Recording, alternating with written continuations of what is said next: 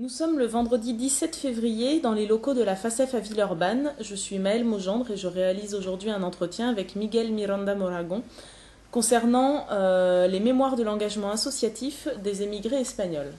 Alors pour commencer, monsieur, je vais vous demander de vous présenter en me donnant vos noms, prénoms, lieux et dates de naissance.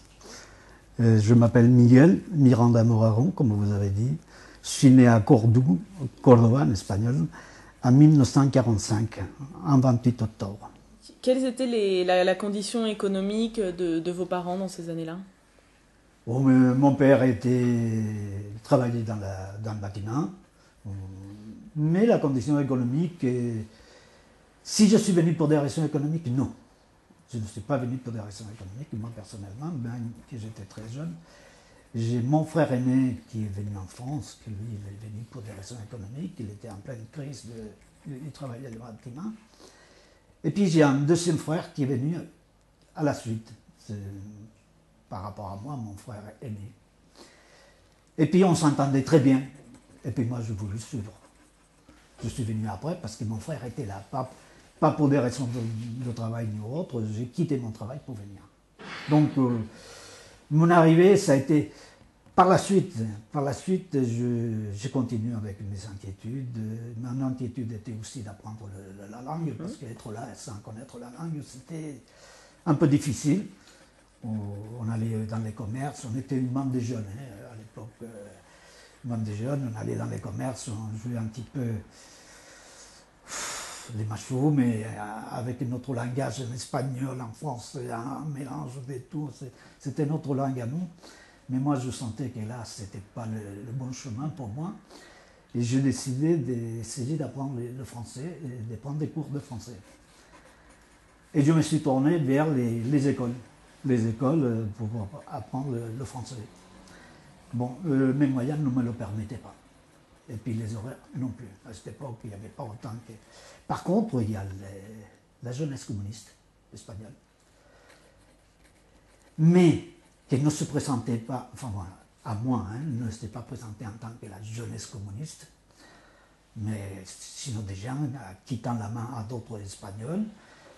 Mais comme je n'étais pas quelqu'un qui était ignorant de ce qui était la politique, je voyais où je mettais les pieds. Bon, expliquez un petit peu l'historique de la fédération, ça serait intéressant. L'historique de la fédération, parce que c'est...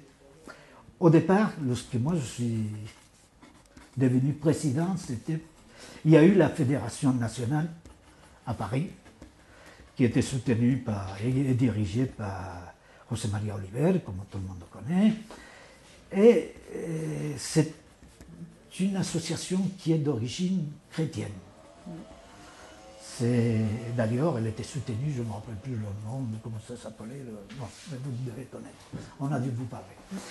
Et puis, c'était lui qui, en réalité, au départ, dirigeait, disons, le mouvement associatif à niveau national.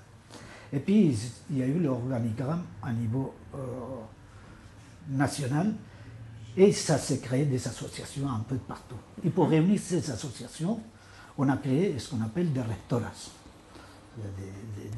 des régences, quoi. C'était à quel moment? Ça a été en 60, ça a dû se faire la première ici, ça devait être 76-77. D'accord. Et là, il y a quelqu'un qui était président, 67, ça devait être 76, je ne suis pas très... Ou 75. Enfin, c'était dans les dates, je m'y embrouille un petit peu. Mais c'est créé la rectorat. Et pour réunifier toutes les associations de la démarcation de Lyon. Là, ils sont nés les conseils des résidents. Les conseils des résidents sont nés, pardon, disons la première élection en Rhône-Alpes. La démarcation consulaire de Lyon a eu lieu en 89. En 89, il y a eu 3 listes qui se sont présentées. Il y a eu une liste pour la FACEF, une liste pour l'APF et une liste pour Solidaridad Sin Frontera. C'était du Parti socialiste. Et puis ils ont été élus des gens de l'un et de l'autre. On était présents tous. La présidence a été prise, non, il a été élu à la présidence un membre qui était de la liste de la FACEF.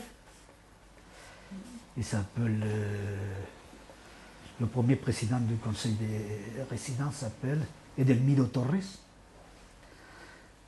Aujourd'hui, il est en Espagne, à Almeria. Il a été élu président du premier conseil des résidents. Mais lui, il est parti l'année suivante. Même pas un an, mais enfin, à l'année, il est parti en Espagne. Et alors, il y a eu des nouvelles élections, et c'est là où j'ai été élu. Moi. Actuellement, la population espagnole, pour moi, mais ça c'est une opinion très personnelle, évidemment, comme tout le reste, elle a un gros problème. C'est que la population espagnole, elle a vieilli. Je ne parle pas des jeunes, je ne parle pas de mes enfants.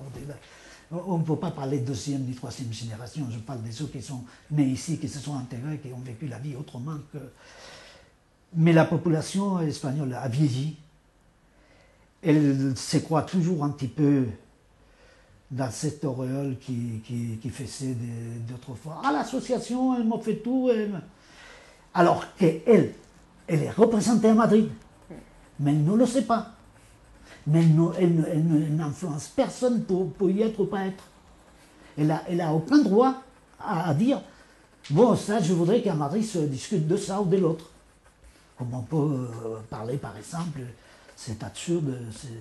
Je le dis comme ça parce que c'est l'absurdité même du côté de France, comme du côté du gouvernement espagnol. C'est les titres de séjour qui ont été supprimés. Et aujourd'hui, on arrive au XXIe siècle, on doit avoir son passeport dans la poche pour dire voilà, je m'appelle un tel, c'est ma pièce d'identité. Non mais attends.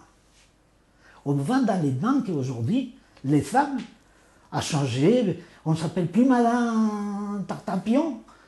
Il faut que je mette mes noms de jeunes filles alors que j'ai vécu toute ma vie avec le nom de mon mari, parce que maintenant, ce n'est pas de document qui prouve que je suis Madame telle. Mais tout ça, ils s'en foutent à Madrid, ils s'en foutent le Conseil de la ciudadanía, ils s'en foutent le mouvement associatif, et je suis dans le mouvement associatif. Ce sont des choses... on passe au-dessus de la tête. On passe au-dessus de la tête, bon, une population qui vieillit, qui mourra, et que petit à petit, les problèmes vont s'estomper. C'est vrai, mais c'est dommage. Politiquement, chacun, dans son coin, on peut faire ou avoir ou défendre telle ou telle idéologie.